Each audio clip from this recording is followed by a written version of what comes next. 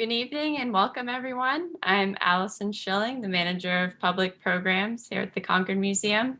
I'm pleased to welcome you to this evening's forum on the mothers of Martin Luther King Jr., Malcolm X, and James Baldwin, which is one of the first programs that we're offering in conjunction with our new temporary exhibition, Every Path Laid Open, Women of Concord and the Quest for Equality.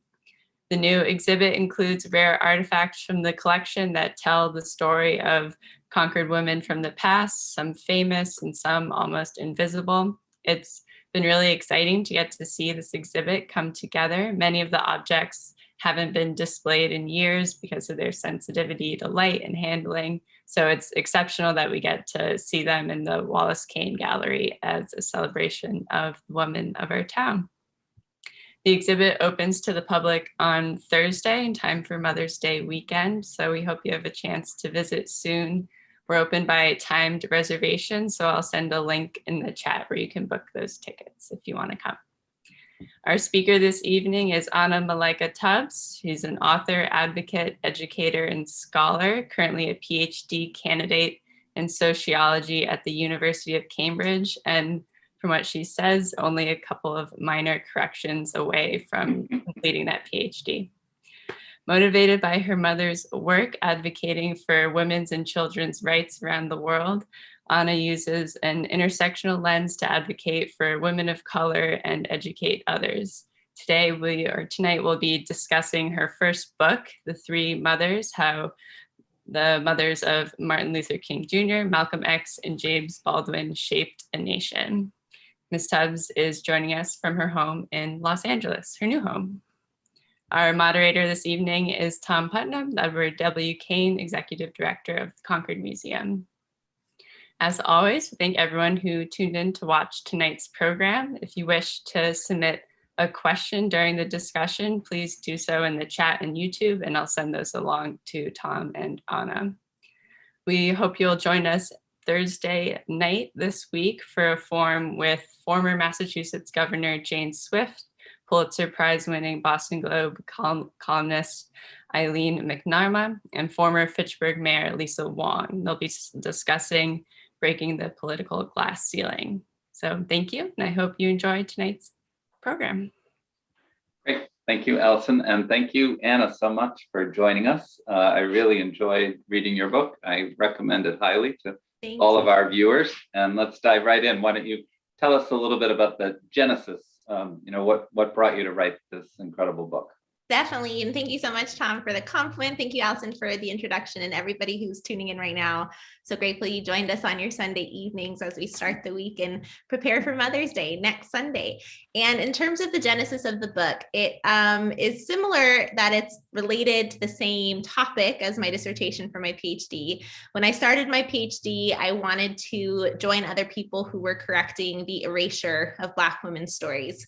And I was really inspired by Margot Lee Shetterly's Hidden Figures. And if you didn't read the book, you probably at least heard about the movie and what it was generally about. And I knew that it was something that was inspiring for me, but also very frustrating that that was the first time I knew these women's names. And I was aware of how intentional that erasure was. It's not a moment where somebody said, oops, we forgot to tell you Black women were behind this all along. It was very intentional to say, we're going to keep that from the narrative because it doesn't fit who we as a society believe are the heroes of our stories or the leaders of our nation, etc.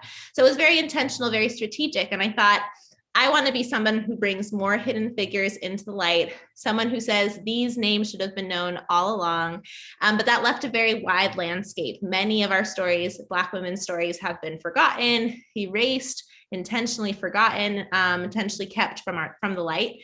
And then I thought about roles in our society that I feel kind of universally are overlooked, unrecognized, and uncelebrated, and motherhood came to mind. And so I said, okay, I'm going to do something around mothers, it's going to be Black mothers. And then I thought, okay, the civil rights movement, we come back to it all the time when we're talking about policy. We're going to continue to do so. Obviously, such a monumental moment in our history that we continue to compare our policies to today.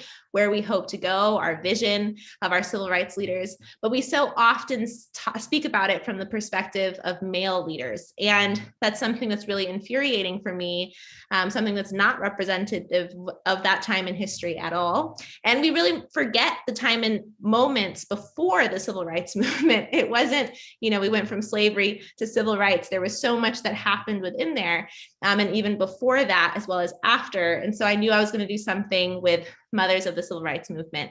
And finally, I decided on these three incredible women because they were all born within 6 years of each other. And then their famous sons were all born within 5 years of each other. When I found this out, after kind of sifting through many different potential mothers of civil rights heroes stories, this just really stood out to me as an opportunity to say something about American history through their eyes. And I could shape each chapter through a decade of American history and really bring out their perspective on things like each world war, the Great Depression, how this was playing out in their lives, depending on where they lived in the country, what they believed politically, what they thought they could do in terms of contributing to the freedom movement. And it all really came together from there. You have a lovely quote from Martin Luther King's older sister, Christine. She says, "Every now and then I have to chuckle as I realize there are people who actually believe that Martin just appeared.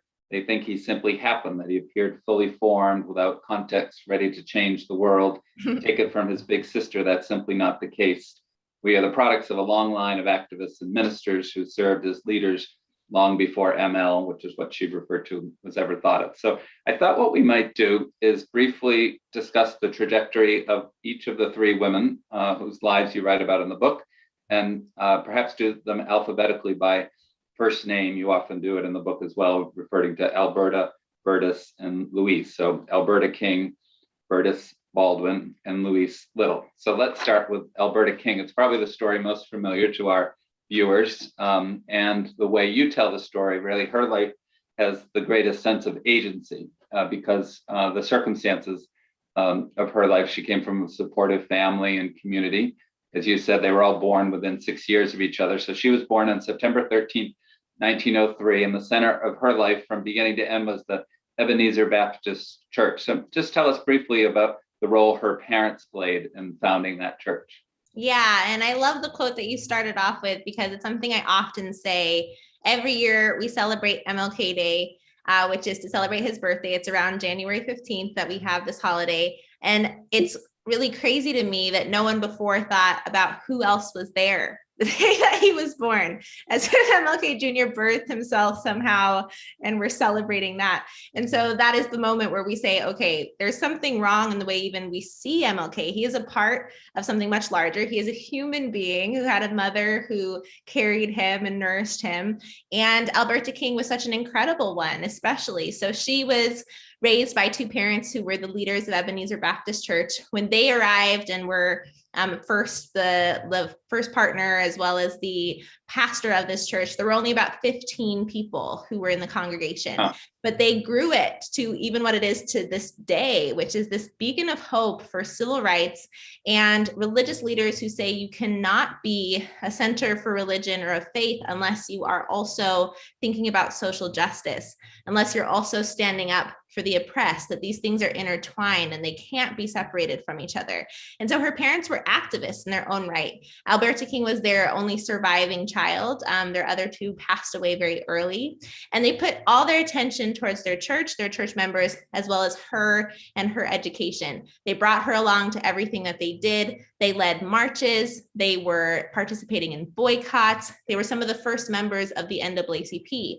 So although they don't say the word nonviolence, obviously these are the same tactics that their grandson and Alberta's son will later make famous. And he learns them directly from his maternal lineage. And so Alberta grows up, wants to become a teacher. She's invested in this idea that she can use her privilege to advance a freedom cause forward, that doesn't make her better than anybody else, but instead just gives her another tool that she can contribute to something larger. And on the path to becoming this teacher, she already has this college degree. She meets a man who she falls in love with, and he doesn't have the same level of opportunity that she was exposed to. He doesn't have the same privileges that she's been afforded. he is considered illiterate at the time when they meet. He's about 6 years older than her, but she has this college degree. And he even describes himself in his autobiography, Reverend Martin Luther King Sr., saying, I was just this green country boy, and everyone made fun of me for falling in love with the Alberta King, the daughter of Ebenezer Baptist Church, who was, on her path to doing this incredible thing with her own life. And her parents had taught her to prioritize her education, which is, again, something very revolutionary. It wasn't, you need to become a wife and a mother. Instead, it was, we want you to think about what you want to do and have every opportunity available to you. And at the time when she got married, there was a law that said that you could not teach if you were going to be married as a woman. Of course, this didn't affect men. Only women could not teach and also be married. And Alberta was aware of this. She makes the sacrifice of her career more formally so that she can not only educate her husband, she helps to get him into Morehouse because all the men in her family go to Morehouse. She tutors him through his college education. She also uses her wisdom to teach her children very formally in that way. And she is a music teacher. She was an instrumentalist, a singer. She played the organ. And so she still teaches hundreds in her career, but in a different capacity. And I guess I could leave it there. There's a lot more I could say about Alberta. No, I think that's exactly right. We'll move on to the next. I made a few notes. I like the idea of Atlanta being the Black Mecca of the South you write about, and I'll just reiterate one of the quotes in your book that when they moved in with their parents, she and her husband, Martin Luther King Sr., they were a young couple, and they built on the church's legacy of pairing faith with social justice and activism. So now let's talk about Bertus Baldwin, who had a harder, more difficult childhood and life. So she was born on Deal Island, Maryland on Christmas Day in 1903. Tell us more about Bertus. Absolutely. So Bertus Baldwin, her name is actually Emma Bertus Jones, and she was born. Her family refers to her as Bertus.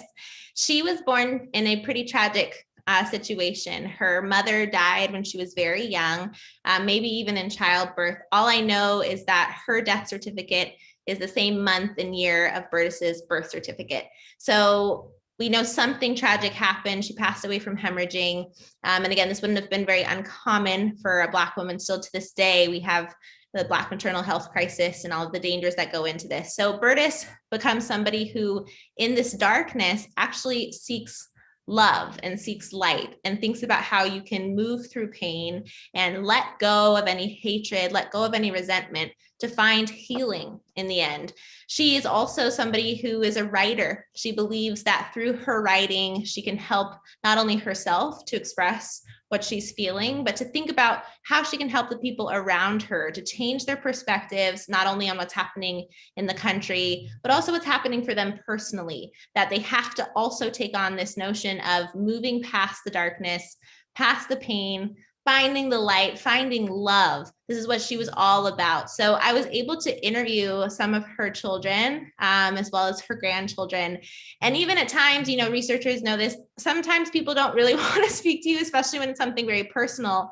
And so even if they were, didn't say too much, everybody said Bertus was about love, and she would profess that over and over and over again. And she would do so very specifically in these letters that she would write to her loved ones. And she was a brilliant mind, and she used words really beautifully. So she left Deal Island, Maryland, this tiny town, when she was really a teenager, to first go to Philadelphia. She's part of the Great Migration. She's looking for something bigger than her small island can offer her. And then she finds herself in New York, in the middle of the Harlem Renaissance. I love to imagine the fact that she is this writer. She loves, this kind of art form, this kind of expression, and to be there in the middle of the Harlem Renaissance must have been incredible. And we'll stop there because then we are introduced to her famous son, but I think we have questions coming up for that later. Well, no, let's go. Let's keep going just a little bit more. So she, as you said, money was scarce, and she was a cleaning woman and a laundress. And then tell us about her firstborn and the circumstances we know about his birth. Yeah, there's little actually that we know about his father, but we do know that Bertus gives birth to, at the time, James Arthur Jones, and she takes care of him on her own. She does whatever it takes to make ends meet, is a cleaning woman, a domestic worker, really just trying to survive. She definitely doesn't have very much money. And in the midst of all of this, she meets who would become her husband and who becomes James Baldwin's stepfather, David Baldwin. What we know with what James Baldwin wrote about his stepfather, it's kind of a known fact that he was abusive. He treated Bertus very poorly, as well as the rest of his children, but especially James Baldwin, his stepchild. He felt that he really received the worst treatment of all. It's something that Bertus has to contend with day in and day out, and she's standing up for her son in the midst of this very tumultuous marriage and doing everything that she can to make sure that he can still focus on his education, that he can still become the writer that she was never allowed to be, where she was stopped in her tracks for lack of privilege, lack of opportunity. And it's something that speaks so much to who she was. This was her firstborn. She ends up having 9 children, 8 more with David Baldwin.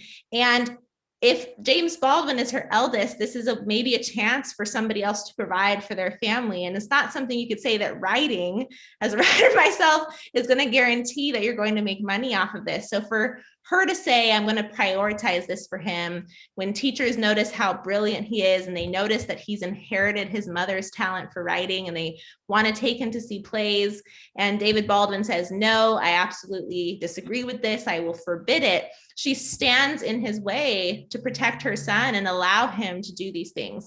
And we're left to really imagine, and maybe we really can't even know fully, the pain that she endured, the sacrifice that she made in order to allow her son to follow this path. You're right, that her love of words and her education expanded her mind and allowed her to imagine what existed beyond what she could readily see. And also when James Baldwin is a young boy and he's being recognized by his teachers and principals recognize the beauty of her writing, even the notes that she writes about her children missing school, or this love of words. Before we go on to the next, it's a moving story. So the stepfather, to be generous towards him, has some mental illness and clearly didn't start out to be an abusive father as part of what society had, the cards that were given to him. But she, when he's on his deathbed, encourages, well, you tell the story about what she encourages James Baldwin to do. Yes.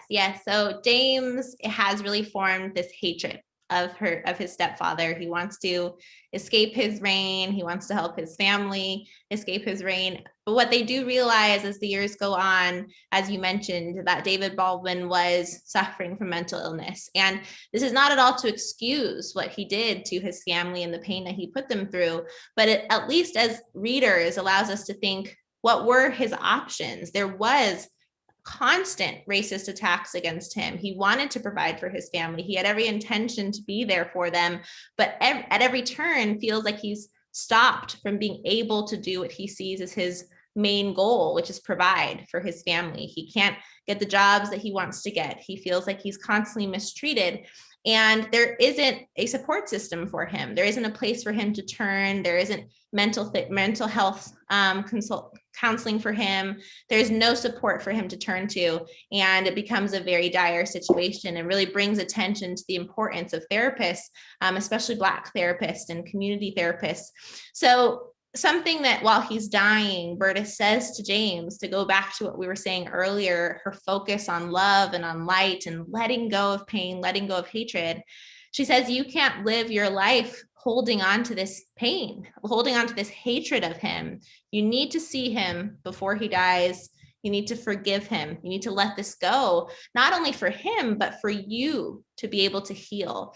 And of course, this is his mother. He loves his mother more than anyone. He listens to her. He goes reluctantly, sees his stepfather on his deathbed, forgives him, has this conversation with him, and says, one of the reasons why people don't usually forgive is that the next part is they're going to feel pain before they feel healing. But he is thankful that his mother gave him this wisdom when he didn't have it himself. And remarkably, you write that at the same time his stepfather dies, his mother gives birth to her last and ninth child, Paula. And later, James Baldwin wrote that his stepfather's death allowed his mother's light to fully shine like the sun. Yeah, that was actually her grandchild says that. Oh, okay. Yeah. Now let's talk about Louise Little. So, and this is kind of more, you need a little bit of history here. So, and again, we don't have a lot of time, but she was born on the island of Grenada in 1897. And just tell us a little bit about Grenada's history of resistance to colonization, which kind of is part of her formation as a child.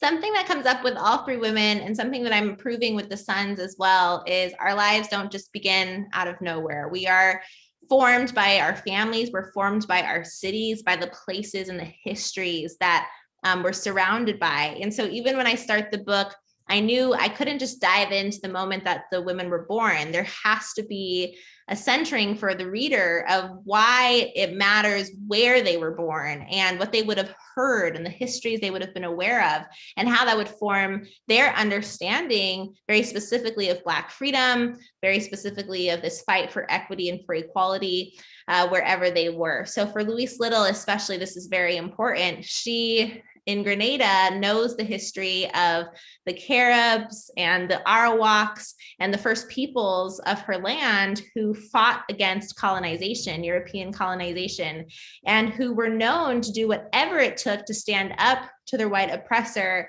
always believing that it would be better to risk their lives than to live enslaved.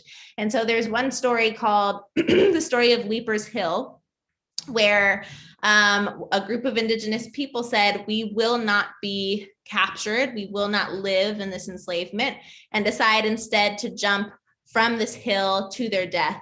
And so this is the message even that Louise hears about her country, about how we fight back, and to whatever you have to risk to do that, you stand up for who you are and who your people are. And so in addition to that, her grandparents are influential in her life. They were what we call now liberated Africans, meaning at one point they were enslaved. And then as laws started to change, they were able to gain their freedom. So they care deeply about Black independence, self-sufficiency, making sure that you never depend on any group of people that are trying to oppress you. They teach her how to have her own craft. They prioritize her education as well. And they also talk to her about what's happening internationally with these freedom movements. So she leaves Grenada, again, as a teenager at 17 years old, and she goes to Montreal, Canada to join the Marcus Garvey Pan-Africanist movement.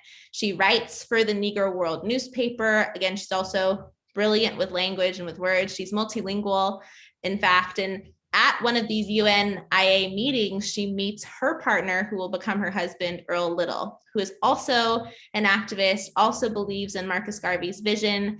And together, because they are both so brave and willing to do whatever it takes to spread this message of Black independence, Marcus Garvey strategically sends them around the country to cities where Black community members are responding to any white supremacist groups. And so it's very strategic of them to be noticed by the KKK and by groups like the Black Legion and other white supremacist group, because that's what they want. They want to incite this revolutionary spirit in the Black community members who are there and make sure they know they're supported and they have Marcus Garvey's backing and, his kind of nation of people who are assembling to continue to progress the movement forward. And so really, I mean, there's a lot I can say, don't want to give too much away. So no.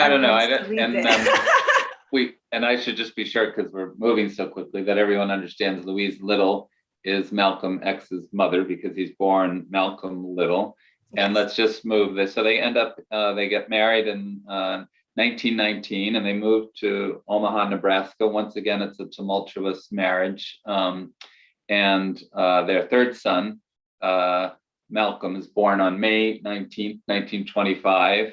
And maybe just tell us the terrible, tragic story of Earl Little, Malcolm's father, and how that leaves Louise somewhat bereft.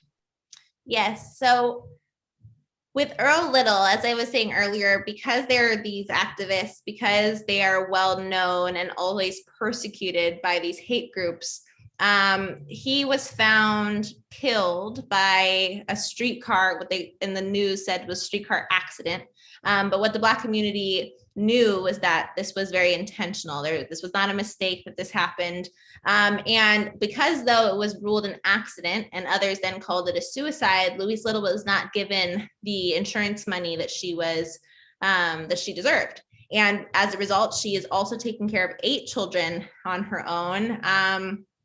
At a very young age, in her 30s, trying to keep her family together.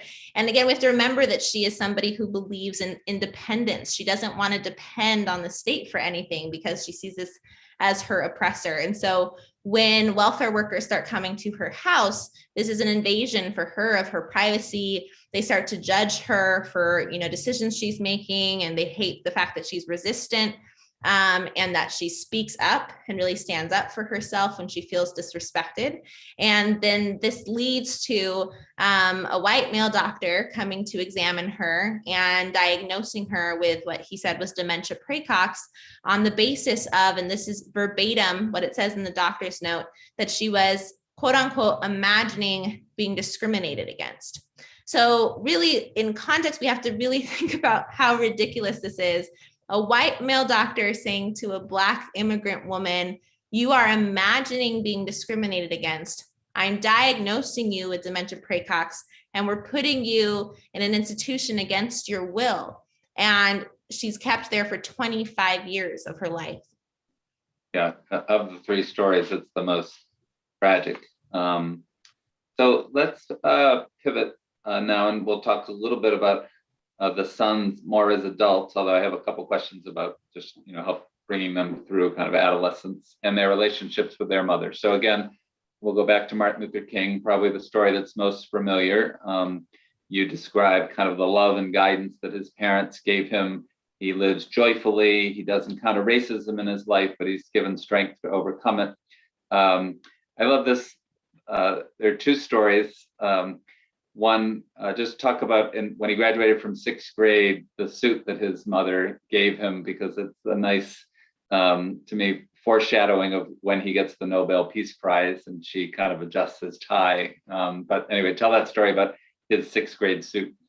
Yes. So Martin Luther King, a part of also his need to continue his education forward, even when he's a little kid, he becomes really obsessed with competing with his sister, his older sister, Christine King Ferris, who, well, at the time, Christine, she wanted to, she was a great student. They have this educator in their household. And so MLK is constantly competing with her. And so something that Alberta does in order to help, make sure he feels, acknowledged and supported in his education, is that she really celebrates each of these moments with them. And one of the special things she does for him is gets him this suit that is tied around his ankles and, a little bag gear on top, very stylish, that he wears with pride, and that he remembers this gift that his mother gave him of acknowledging, even though, he's young and younger than his sister, that he matters just as much, and that his mind is just as important, that his journey in education is just as important.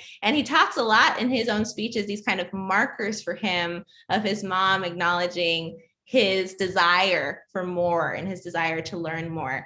And later on, of course, when he wins the Nobel Peace Prize, Alberta is right beside him and really trying to maintain her own emotions of seeing her son, this baby boy of hers, accepting the most important prize that we can really think of. And she focuses on his suit and is straightening out his shoulders, really straightening out his tie, just to keep herself busy, to keep herself from crying before the big moment where he gets to accept the honor. And I think we know, most of us, the story that he attends Morehouse at age 15, Crozier Theological Seminary, Boston University, meets Coretta Scott King, and then goes on to become the minister at Dexter Avenue Baptist Church in 1954. In 1955, Rosa Parks gets elected, and he becomes the leader of the civil rights movement. James Baldwin, on the other hand, you write really, or maybe he wrote, that he never had a childhood. He did, find love, joy in schooling, and had a love of words. he considered attending college, but his formal education ended at 17, so he could help his mother and help his family. But eventually he makes his way to Greenwich Village and gets a fellowship to write in Paris. Might just tell us a little bit about how he becomes the literary figure that we know during those years in Paris, and how proud his mother is of him at that time. Yes. And before he leaves for Paris, he's so worried that he's done something wrong. You know, he's leaving his family, he's leaving his 8 siblings, he's leaving his mother. He doesn't know if he's making the right decision. He sees it as something that's kind of selfish, really. He knows that this is something his mom wasn't able to do. But he also is realizing that if he doesn't write, he's not fulfilled. He can't find really joy. He can't focus. He has a really hard time. And so he goes to see his mom before he leaves, and she is crying. She's sad. This is, again, her firstborn, but she supports him in this. And so he goes and has a moment and an opportunity to be away from this obvious, stark, awful, racist treatment in the United States. Not to say that this is not something that doesn't happen in Europe, but he gets a different perspective, and he's able to start seeing even the beginnings of the civil rights movement in the US, but from this kind of outsider perspective, and is developing his writing, gets to focus on that. The reason he gets to go to Paris is because he has a writing fellowship to do so. And it becomes something for him where he, with this outside perspective, can start to see things a little bit more clearly in the US, and finds himself needing to come back. He knows he needs to be a part of the civil rights movement in some way, some form. And he's given an assignment to start writing about what's happening in the South, which is how he first meets MLK Jr., because he is assigned this task of writing about what he's doing. Right. So we're about halfway through, and I should remind everyone that we hope you'll submit questions or comments. And then, as we do for every forum, at the end, we'll take the names of those of you who have submitted questions or comments, and we'll pick one randomly, and we will send you one lucky person. We'll get a copy of Anna's book.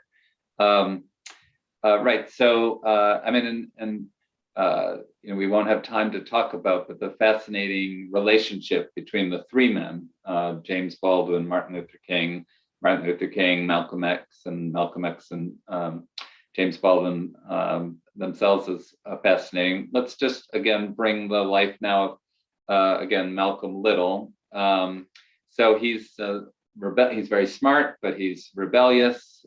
He gets good grades. He's actually at one point elected president of his class. But again, he's been put in foster homes because his mother's been institutionalized.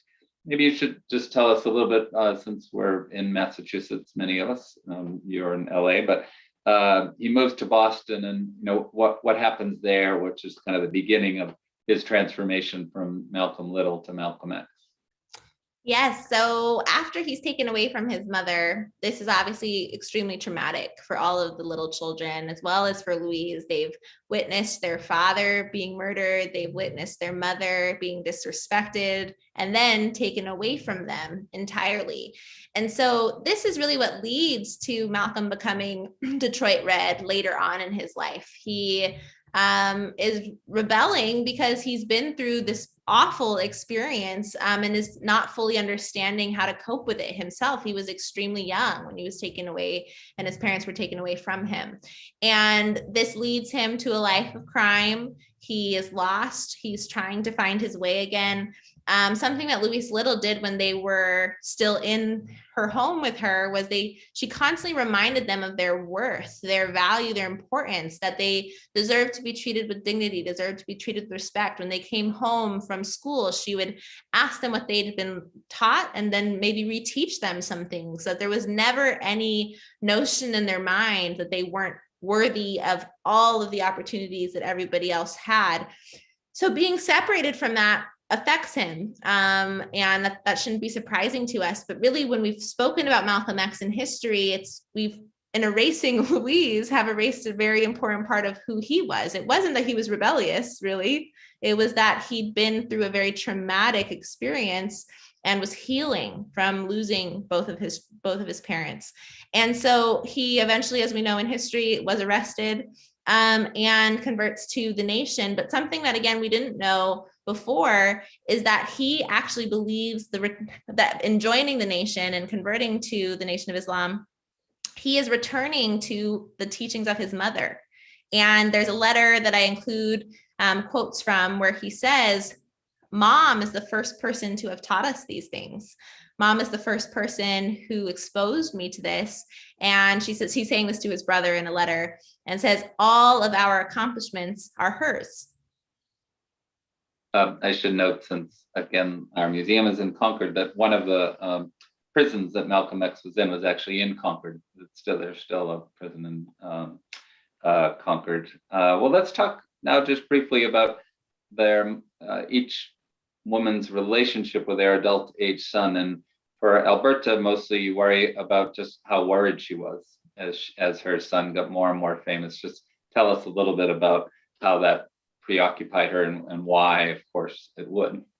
This is a reminder for us, again, that these men were human beings. They were somebody's children. They were loved. They were siblings. They were later on parents and husbands, because we forget that when we don't think about how this affected their loved ones, what they were doing for our country, the sacrifices they were making, the fact that, as much as we revere MLK Jr. now, he was very much hated at the time where he was making this incredible change and really putting his bravery to use to help us all. But so for Alberta, incredibly worrying. She was concerned about her child's life. She was worried that something was going to happen to him. And of course, a lot of things happened to him before he was assassinated even. And it consumes her, this worry, almost, to the point where she gets doctor's orders to stay in bed at multiple different times in her life. She has to really just find her own belief and remember her faith and move forward despite the constant fear that she's going to lose her child. We didn't mention that James Baldwin's homosexual, and how did his mother feel? I mean, he becomes this literary star, but anyway, just talk about her relationship with her adult son. Definitely. And Burtis and James were so close to each other, even after he leaves, goes to Paris, and he really wants to make her proud. His life is so intertwined with hers. They love each other so deeply that he writes to her constantly. So he's always keeping her posted on everything. It never really comes up in anything that I was able to find how she felt about his queer identity, which for me makes it seem that she was really ahead of her time, that there wasn't this need for her to mention it or talk about it all the time. But instead, what we're speaking about much more now is this: why do we have this obsession with making people who are not heteronormative say, oh, this is who I am, when we don't require that of somebody who is straight or identifies as being straight? And maybe that was really what Burtis also believed. I'm only making informed guesses here simply because of how much she did speak about the things that did concern her. And those were the fact that he drank, or that he cussed sometimes. She didn't like that he smoked. And she said that, and she told him that. But never at any point does she say anything about who he loves or who his partners are. And we're well aware that she knew that her son identified as queer. She knew that he would bring people to meet her. Actually, everybody who mattered to James when he was back in the US, especially, they knew his mother very well. So it's not something that would have been hidden. It's not something that she wouldn't have known. And I think if she really did have a concern, it probably would have come up. But it seems that she accepted him and really was true to her notion of love and light and acceptance and healing. I love this quote of his that you include. He writes, "I saw my mother's face again and felt for the first time how the stones of the road she had walked must have bruised her feet." A lovely, lovely image. So Louise is finally, you used the word she was imprisoned and silenced for 25 years, but she was released before Malcolm's death. Just tell us a little bit about that. Yes, after 25 years, a quarter of a century being put away, again, against her will. And she continues to say day in and day out, I do not need to be here. I see this as my imprisonment. I see this as a continued racist attack against myself and my family. Her children are able to finally grant or guarantee that she can come home to them. At the time earlier, one of the reasons she's kept for so long is that her kids were children and her closest loved ones were not adults. And so this is one of the ways in which the state was able to keep her for longer until they do become adults, and then they have to prove over and over again that she can be released. And so she is finally released. She's able to reunite with her children, which is a beautiful moment that even Malcolm X talks to Alex Haley about.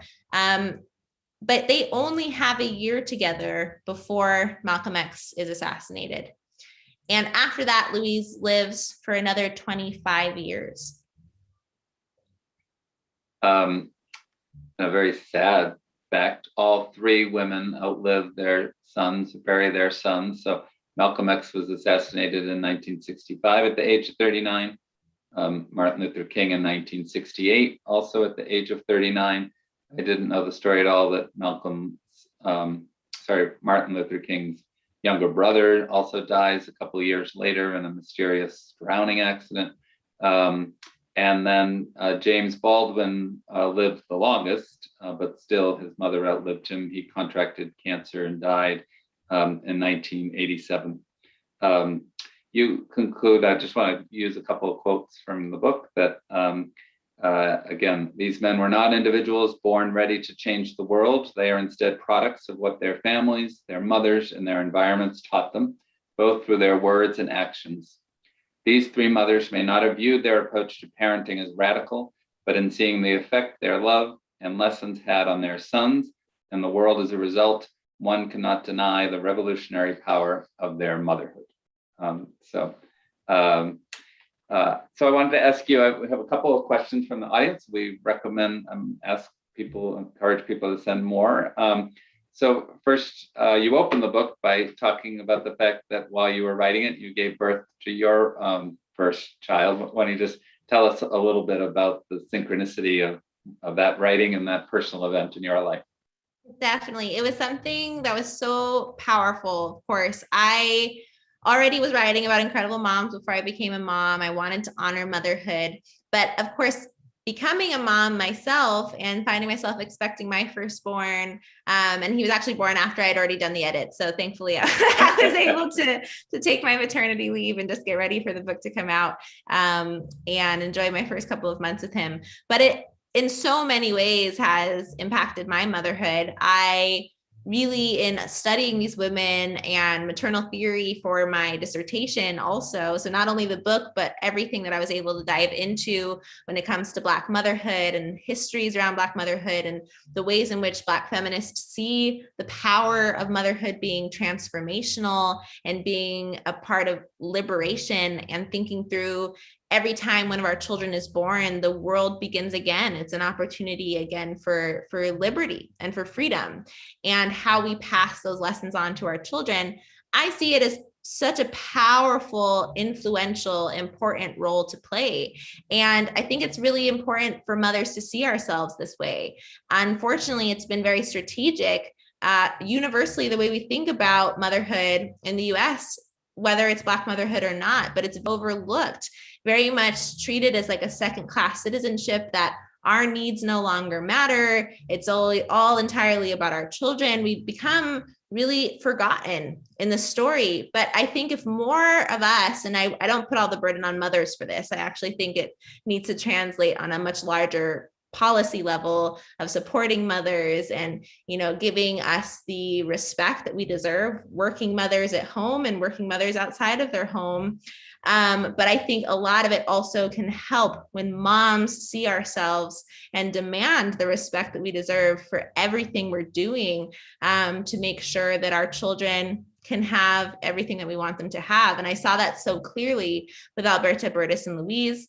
The erasure of their lives was very intentional. When I set out to write this book, I just wanted to tell interesting stories. I thought they're going to be fascinating. I wasn't looking to say, oh, look how this connects to Malcolm. Look how this connects. Like, that wasn't my goal. I wasn't just trying to map them around their sons' lives. But what became shocking for me was how obvious the connection was between them. So we've already spoken about it, but just to summarize it again, Alberta is an activist through the church. She believes faith can't be faith without social justice. She believes that we can march, that we can participate in boycotts. This is the exact same thing that her son does. So how did we not know that beforehand? And Louise Little believing that, it's all about Black independence and Black pride and asserting yourself no matter the cost. So a lot of times we would always speak about Malcolm in history as, how did he have this courage to do whatever it took, constantly facing these attacks, but saying, like, I will do this. We will try all tactics. What's the status quo isn't working. These are exact same words that his mother used, even long before she even thought of having children. And then Berta Spaldwin, maybe the most obvious because the trade is the exact same. She's a writer.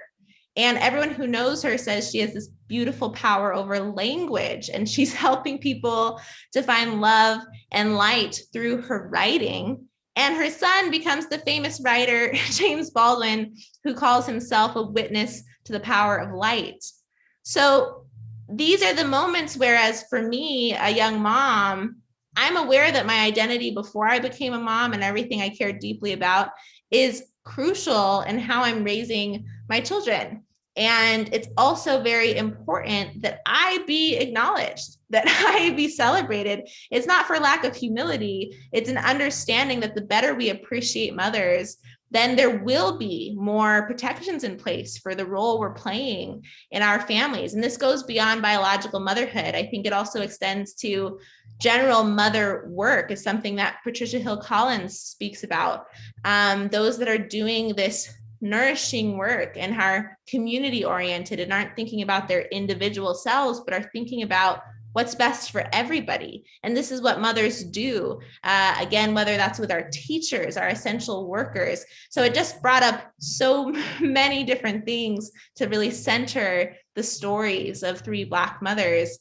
And the final chapter in the book is entirely about how this relates to our nation today and what we need to do to move forward. We haven't mentioned that while you were writing the book and becoming a mother, you had another professional role. Your husband, Michael Tubbs, was the mayor of Stockton, California. So you were the first partner there. And I know that you commissioned a study on the status of women. And of course, we don't have time to go through all the policy recommendations, but what was the general finding, of that report? And I think it's evocative of what you were just speaking about. Yeah, thank you for letting me speak about that a little bit more. My desire to speak with women and with mothers is something that I've done, beyond the academy, and very much came up in my role as first partner of Stockton, California for 4 years. There was so much important work that my husband was doing, incredible work with universal basic income and thinking about community policing and thinking about just really innovative practices where we start to think differently about what's gone wrong thus far and why we need to try new things, basically.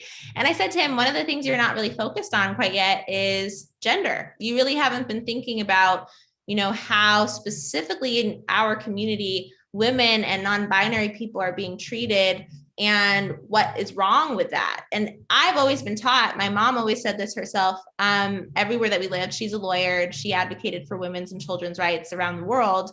She would say the way women are treated in a society is an indicator of how everything else will go.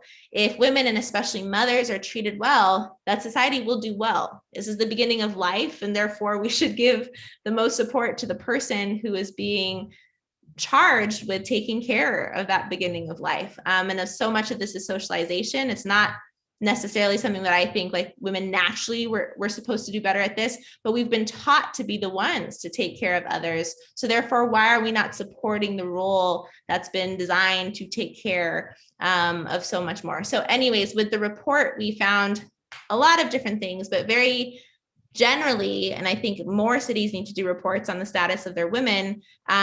We found, for instance, in Stockton that 30% of households with children under the age of 18 were being led by single mothers. So therefore, if we weren't focused on them and we weren't constantly thinking about them with any new policy, we were going to miss a huge part of our community, and issues probably wouldn't be able to be resolved. We thought about the fact that domestic violence was very high in Stockton as compared to the rest of the county, the rest of the state, the rest of the nation. Why was it that there weren't protections in place for these women? We thought about the fact that there wasn't equal access of reproductive health care, depending on your background, depending on your race, depending on if you were undocumented or not. And there was just clear discrepancies that were existing between different groups that really came up when we focused on women and on mothers. We have two questions from the audience. So the first, you were just talking about how in the city you should focus on gender. You've somewhat touched upon class, but this particular questioner wants to know about the connections between race and class in these three women's stories.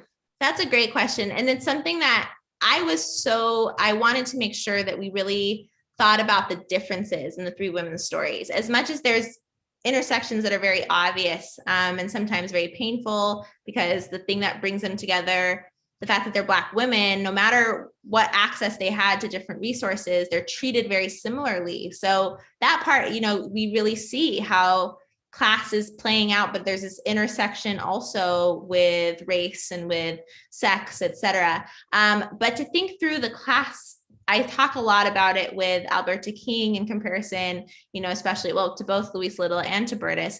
She had the most social capital. She had the most wealth. She had the most support around her, which makes it a lot easier for her and her family to live with joy, to be able to focus on just being a family, to be able to share their resources with the people around them. So of course, I'm a sociologist. Again, this book is very much related to my dissertation. So I couldn't help but to notice that kinds of differences, and even how that then relates to their politics. It's easier in that case to say, okay, we can be peaceful, quote unquote, we can march, we can lead boycotts, et cetera, versus when so many people compare MLK Jr. and Malcolm X as if they're direct opposites of each other, which I don't believe that they are, because a lot of people just don't see the context behind what leads somebody to be able to have the privilege to use one way versus another. We have Malcolm X,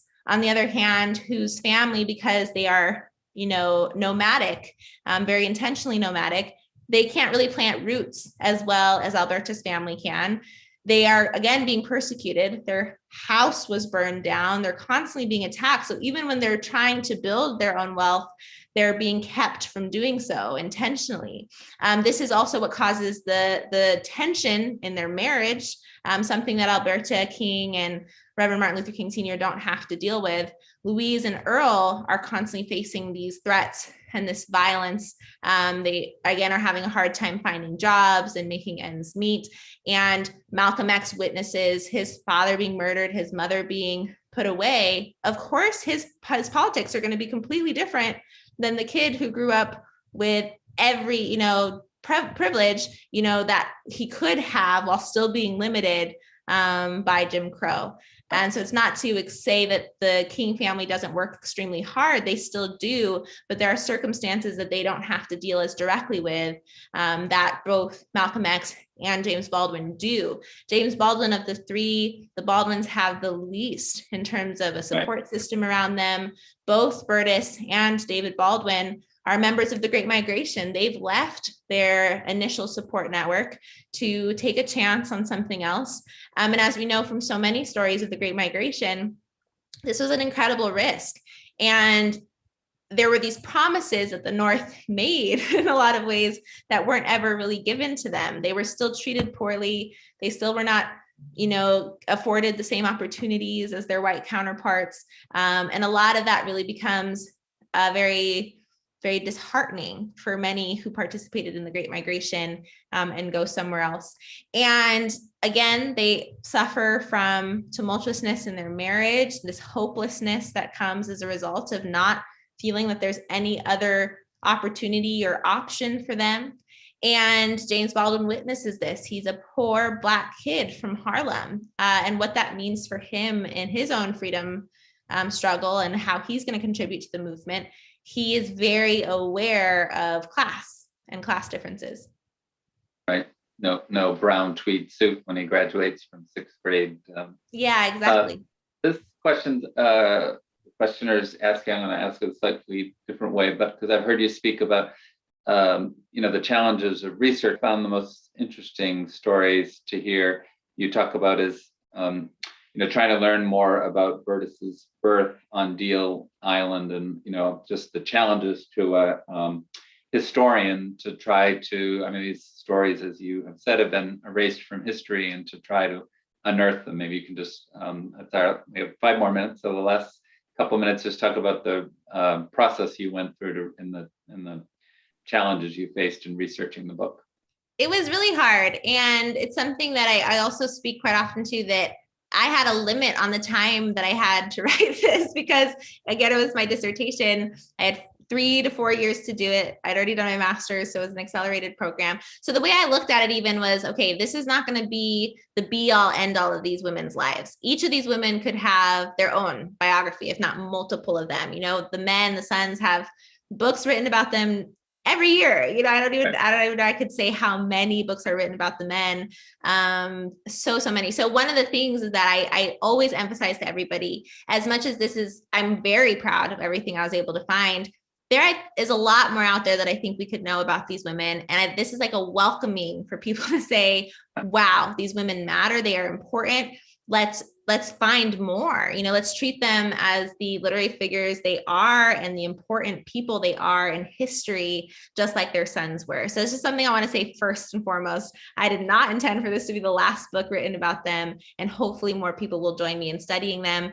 And if you do want to know more very specifically about Louise Little, there's a researcher in England. Her name is Jessica Russell, and she's written an entire book about Louise Little that came out just a little bit after mine, which I would have loved to have when I was doing my research as well. But I was going to say that the process was different for each woman, because there was limited information on all 3, but it was most limited in the case of Burtis Baldwin. So with Alberta King, the question that I needed to ask was, who had the information on her? She was part of such important families, not only in the King family, but the Williams family, like we mentioned earlier, has this rich history of activism in Atlanta. So I knew there had to be someone who knew something about her. I just needed to find them. And so really the King Center in Atlanta was extremely helpful in getting me access to all their archives on Alberta. So once I was able to get through to them, so a lot of the research on that end was the communication that I needed to do. Then I was able to get access to really almost everything that I needed, which is extremely helpful. Then thinking through Louise Little, the biggest thing with her was correcting history about her. So there was so much that had just been reduced. Like, this story about her being institutionalized was then said that she was just, she'd gone crazy. So I needed to go back and just find the history of what was going into that moment, and was able to speak to scholars who knew her son's story very well and had access to letters, but no one had really asked them for those before. So they were able to share those with me. And then with Burtis, I'm looking at the clock. That's why I'm starting to rush. With Burtis, it was the hardest. Yeah, okay. People didn't know, there was so little written about her. And the reason also is because she's from Deal Island, Maryland, again, a very small town. There's already not a lot on the history of it. Then thinking through the fact that she doesn't show up on any census data. So I had to track things that James Baldwin had said about her, and then map that. For instance, he had said her sister had raised her in something he'd written. So then I had to try to find Beulah on the census data. That's where she comes up. I find her sister. I can then say, okay, this is where Burtis was. I was able to interview family members, and they say something like, okay, she was brilliant. Then I say, great. Okay, she went to school. I can't take that for granted, that a Black woman in the early 1900s would have had access to an above average education, or to any education. And so I call a local historian in Deal Island, and they tell me this is the only school she could have gone to. It was the only one that was available for people of color. And then I find, so each paragraph in this book is like 7 different sources pieced together.